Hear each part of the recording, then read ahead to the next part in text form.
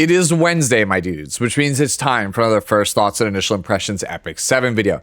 This one will be on the anatomical nightmare twins themselves, Rhianna and Luciella. This one's been a long time coming since they are a fan favorite character based off an artifact that's as old as the game itself. As with all my First Thoughts and Initial Impressions videos, I'll give you my 2 cents on the characters in this case. Do I think Rhianna and Luciella are good? Where would I play them? What types of gear sets and artifacts I would play them on? All of those types of things you've come to expect in a First Thoughts and Initial Impressions video. So without any further ado, let's take a look at Rhianna and Luciella's Skill 3 animation. Hide and seek. Here we go. It's time to hunt. Target confirmed. Mission complete. 1, yet 2. 2 as 1. You could already tell that they're superhuman because any normal person falling from that height would break their ankles immediately upon hitting the ground. That said, you already know our team carries Epic 7. I don't think I have to say any more about the S3 animation. It's sick. We all know it. Moving on to the English voiceover artist for Rhianna and Luciella, it is London Thor as the voice of Rhianna, as well as Artemis Snow as the voice of Luciella. London is most well known for her live action roles, more specifically Jordan Lee in Gen V, the spin-off series for The Boys. Artemis's voiceover work includes games such as Arknights, as well as Starfield.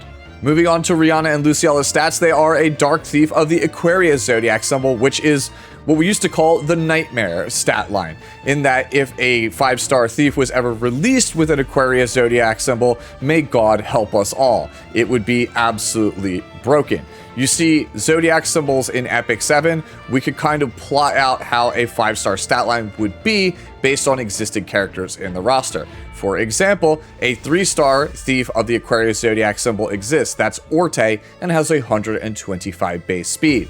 The 4-star version of this is Assassin Sid, who has 128 speed. That would mean that if a 5-star Aquarius thief was ever released, it would have 131 base speed. But as you can see, dear viewer, on your screen, Rhianna and Luciella for some reason have 132 base speed, making them handily the fastest character in all of Epic 7 history. They also have a really high crit chance at 35%, but it is offset by having low stats everywhere else. As you can see, 1003 attack, 511 defense, 5057 health, and no starting effectiveness or effect resistance. Imprint for the team is attack percentage, and self-imprint is crit hit chance percentage, which is basically the 2 best imprints that you could ask for an attack scaling unit. Needless to say, without even looking at the kit, this character is already going to be meta relevant just because it is the fastest character in the game and speed is the most dominant stat in Epic 7. As always, before I give you my thoughts on the characters, I like to break down the kit once so that way we're all on the same page. Unlike standard characters, Rhianna and Luciella work a little bit different. Since there are 2 of them, they each have separate S1s and S2s. You will start the first battle as Rhianna, and you can use the skill 2 to tag to Luciella, and based on which twin you are, you will get different effects, so do keep that in mind as we go through the skills.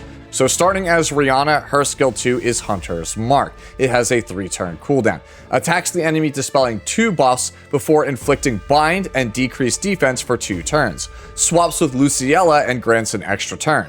After attacking, if the target has a debuff, Luciella activates Waning Moon Slash as an extra attack. Soulburn effect for the cost of 20 souls, Rhianna ignores effect resistance. As previously mentioned, when tagging to Luciella off of Hunter's Mark, if the target has a debuff, you will use Waning Moon Slash as an extra attack. Waning Moon Slash is the basic attack skill for Luciella. It increases her attack for 1 turn and absorbs some of the damage that she deals as health. Luciella's skill 2 is Blade of Pursuit. It has a 3-turn cooldown.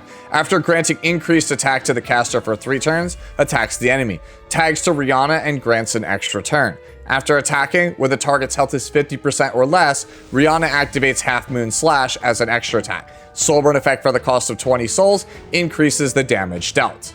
As previously mentioned, when using Blade of Pursuit, if the target has less than half health, then Luciella will tag to Rhianna and take an extra turn, and Rhianna will follow it with Half Moon Slash as an extra attack, Half Moon Slash is her basic attack skill. Attacks the enemy with a dagger, inflicting erosion for 2 turns. A critical hit will detonate erosion effects inflicted on the target. Erosion, in case you don't know, is a debuff that states, at the start of the turn, suffers damage equivalent to 5% of your current lost health. This effect is doubled when applied to heroes, so you lose 10% of the current amount of missing HP you have from erosion. And finally, we come to Rhianna and Luciella's skill 3, Pursuit of Death. You gain 3 souls upon use, and it has a 4 to 5 turn cooldown depending on skill level. Rhianna and Luciella launch a coordinated attack. Luciella attacks all enemies, and when the target is a hero, it ignores damage sharing. Rhianna dispels 2 buffs from all enemies before inflicting fear for 1 turn. Grants a barrier proportional to the caster's attack for 3 turns. Additionally, you get 1 Butterfly's After Dream, and it will remain throughout the battle. 1 Butterfly's After Dream is a unique effect that increases the evasion of both Rhianna and Luciella by 70%. At the start of the first battle, increases Rhianna's effectiveness and Luciella's critical hit damage by 30% of their speed total. So what that means is that if you're tagged to Rhianna, you have a bonus effectiveness buff. If you're on Luciella, you get a critical hit damage buff. Now, it's important to note that regardless of whether or not you are Rhianna or Luciella, Pursuit of Death gets all of its modes because it is a coordinated attack. It is always an AoE attack that ignores damage share, and it always dispels 2 buffs from all enemies and inflicts fear. Additionally, 1 Butterfly's After Dream, because it is a unique effect, will not be dispelled by effects such as Nodos's S3, and also because it states that it will remain throughout the battle. It is similar to Spectre Tenebria's Illusion, which means that upon revival, you will still have this effect. Now that you know the kit, let's talk about the characters. Rhianna and Luciella debut as Epic 7's first tag team character, which sounds like it would be pretty confusing at first, but in reality, it's not really that hard to understand. Only the skill 2 tags out the current twin, with your skill 3 being a joint attack that can activate regardless of which lovely lady you're currently playing as. The key to playing Rhianna and Luciella well simply comes down to understanding which role each girl is best at. Rhianna's role is that of a saboteur, disabling the enemies and setting them up for the kill. Luciella's role is that of a closer, giving you the necessary damage to take down enemies that Rhianna has marked for death. This is further reinforced by the unique effect on 1 Butterfly's After Dream. This unique effect is tied to the skill 3 and gives 70% evasion, as well as a boost to Rhianna's effectiveness and Luciella's crit damage based on their speed. This effect also persists even after death, in case you missed that in the skill section the first time. One of the major issues that I have with RNL right now is understanding how this unique effect works at the time of recording.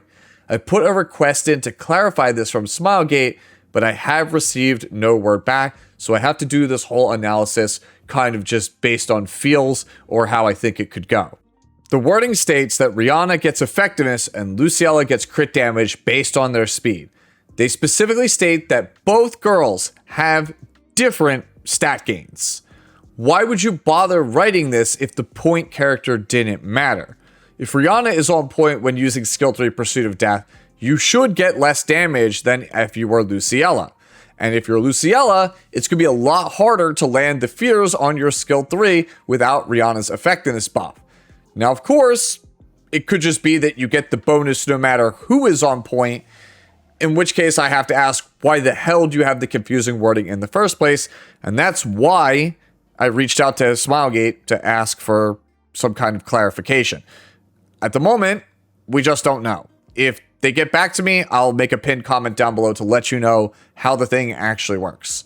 But assuming that the point girl actually matters, it makes for some really cool and interesting decisions in your gameplay. So let's break it down in case you're not following me. You could go for Hunter's Mark on turn 1 with Rhianna to strip an enemy unit, bind them, and then defense break them. This will cause a tag to Luciella, who will receive an attack buff from her follow-up extra attack, along with a 20% damage boost from the new Fervor set that you get when you take an extra turn. From here, Luciella could go for Pursuit of Death to do a bunch of damage to the enemy team, and hopefully kill your marked target thanks to the no damage share clause. You could also get lucky and pick up a few fears along the way thanks to the coordinated attack from Rhianna. But if activating Pursuit of Death with Luciella doesn't give you Rhianna's effectiveness buff, the fears to control the enemy team are going to be really, really inconsistent. This means that in order to have the best chance of disabling the enemy team as an opener, you're gonna want to use Pursuit of Death on Rhianna right away. But that means that you lose the defense break to pick off a key target. The interesting choice to be made here is with whether or not you go to mark a target for death or you prioritize the debuffs. I really hope that it works this way because it adds a lot more decision points to the character, which I think overall increases the skill cap of the game. Sadly, if it doesn't work this way, then there's very little reason for you to not just go for Hunter's Mark on turn 1 with Rhianna and tag to Luciella to go for Pursuit of Death. From there, you'll just be stuck on Luciella for a few turns until you get your cooldowns back and can tag back to Rhianna and do it all over again. You'll be relying on Waning Mood Slash on Luciella and its built-in lifesteal in order to sustain yourself as best you can. I say as best you can because, well, these characters, their base stats are really not super good when it comes to bulk. I do not expect you to survive more than like 1 or 2 hits unless you have max evasion, which we'll talk about later, or you gave up something like crit damage or speed somewhere when building them. Once the skill 2 is back up, you can then use Luciella to activate Blade of Pursuit to tag back to Rhianna, hopefully targeting a low health hero to get Rhianna's Half Moon Slash as an extra attack. Half Moon Slash is honestly a pretty miserable skill 1 most of the time, but against low health targets, it functions as a pseudo execute thanks to the detonate clause. Erosion deals damage equal to 10% of the current missing health from the target, and since you get 2 turns of it, the detonate will end up proccing this effect twice. This means that if the target is roughly about 20% health or less, then this basic attack skill should outright kill them if the erosion actually sticks. As cool as that sounds though, I think that Luciella has by far the better skill 1 with its attack buff and built-in lifesteal. Against high health enemies, erosion is going to be effectively worthless, and depending on where you are in your skill rotation, Rhianna might just end up being a sitting duck that doesn't really do anything. In summary, Rhianna has the better skill 2, Luciella has the better skill 1, and both have the exact same skill 3. Depending on the unique effect, Rhianna will have the better opening skill 3, while Luciella has the better skill 3 for finishing off opponents. And there's still so much more to talk about this character. The fact that they're the fastest character in the game, they have 70% built-in evasion, or just how absolutely broken they are with certain artifacts in this game. With the 132 base speed that the twins have, they're almost assuredly going to be going first unless you're playing against Zia or Harsetti. And those characters, while they may have some counters against these assassin twins, reliably disrupting them as an opener will prove difficult because of that evasion. And the evasion could potentially get a lot worse when we talk about artifacts. With Violet Talisman and the fact that RNL has a built-in extra turn right away, you can get 2 stacks of this artifact for 20% evasion very quickly. By your 3rd turn, you'll end up having 30% evasion from the artifact, which stacks with the 70% from the unique effect, giving the character 100% evasion, and that is going to be just nightmarishly difficult to play against, especially when you factor in the lifesteal that you're going to be getting from Luciella. Other evasion artifacts also work as well. Honestly, Double-Edged Decrescent seems really funny, especially if you're on Luciella, because you'll have a 90% dodge rate, and then you could potentially counter, and then lifesteal, and it's like they ended up healing you for hitting you, so that's something to consider. But I think the one that we really have to talk about, the obvious elephant in the room, is that you probably should be playing RNL on, well, RNL. Rhianna and Luciella having an extra turn synergizes just way too well with their namesake artifact, and if you proc it, you're probably winning that game. 2-3-1-1 is a phrase we used to use back in the day for Rand Cleave. You press skill 2, then you press skill 3, and if your RNL activated multiple times, then you get 2 additional turns, and then you get to use skill 1 back to back. Hence, skill 2, skill 3, skill 1, skill 1. 2-3-1-1. There was next to 0 counterplay to this if the Rand player actually got lucky, which is why they changed how extra turns work in this game. But RNL on RNL is going to be the closest thing you're going to get to old school 2-3-1-1 in modern Epic 7. You use Rhianna's skill 2 into Luciella's skill 3 to hopefully pick off a key target and fear lock the enemy team. If you proc the extra turn clause, It might be possible to lap back around while the enemy team is fear locked, which is just enough time for you to tag off of Luciella back to Rhianna and do the whole thing over again. If you high roll, it's possible to just keep tagging back and forth freely, fear locking the enemy team until they get lucky and break out of the loop. Might not be the most consistent, but when it happens, I'm pretty sure it's going to make people want to put their fist through a wall. And don't just take my word for it. I got to talk to G-Clef this morning earlier during the reveal, and he said during testing, KJ played RNL on RNL, and proccing it felt extremely broken. With such a high speed and the normal answers to check it, like Zio, Harsetti, and Ranak effectively becoming dice rolls, I suspect dealing with this character is going to be a headache. The best option that I've come up with is Moon Bunny Dominion to stop them from tagging, since Rhianna's base attack is pretty poor. But then you're still susceptible to getting feared and focus fired on the Moon Bunny. Lionheart Sirmia also prevents the tag, but again, they never actually have to use the S2 and can instead just fear lock your team and whittle down Sirmia and go nuts once she's dead. Dodge base units like Setsuka or even Lone Wolf Para seem like solid characters that don't just auto die to Rhianna's skill 2 combo at the start, so I suspect they might be solid choices. You could also lump Holiday Euphine in that category as well. Lastly, there's going to be Disciplinary Prefect Arya, which I think should be a pretty good matchup. It makes it exceedingly difficult for the enemy to defense break anyone on your team, and the Soul Burn is probably off the table unless they just stack a whole library worth of books. As for building Rhianna and Luciella, it should be pretty easy. Speed set to maximize the highest base on the best stat in the entire game. Fervor set to take advantage of the extra damage that you're going to be getting when you take an extra turn because, well, RNL is 100 base attack, which is pitiful for a damage dealer, so you need everything that you could possibly get. Since the imprint for the twins is going to be crit chance, building them on a crit chance necklace doesn't exactly feel great because you're going to be wasting a lot of stats. Instead, I'd opt for crit damage if you want to deal a DPS, or health if you're trying to be just super annoying and very sticky. For those cleavers out there that want to maximize damage, attack percentage is going to be the ring of choice, but for those of you that want to ensure your fear or defense break lands at the start of a fight, then maybe effectiveness ring doesn't seem so bad. After all, this character does have a horrible base attack stat, so an attack percentage ring doesn't really give you a whole lot when you think about it. Boots are obviously going to be speed as the main stat. As for subs, it also feels really straightforward. Speed is priority number 1, followed by crit chance. After that, pick up whatever crit damage, attack percentage, or effectiveness you can get.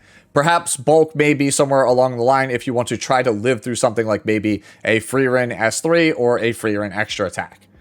Overall, Rhianna and Luciella feel like next level power creep. I'm almost positive they will be the strongest opener in the game and a must pull for anyone who is serious about PvP in any capacity. Even if you're slow, stealing the RNL is going to be something that you're going to want to do in matches. Otherwise, you're probably just going to be throwing them in pre-ban jail and having to face one of the many other broken characters that the game has to offer. Characters that are this fast, with this much of the kit, that can instantly delete a character on turn 1 with so few ways to counterplay it, it just screams top tier. And those are my thoughts on Rhianna and Luciella. Let me know how you're feeling about the twins down in the comments section below. And as always, enjoy the rest of your day, the rest of your week, and I'll catch you in the next one. Later now.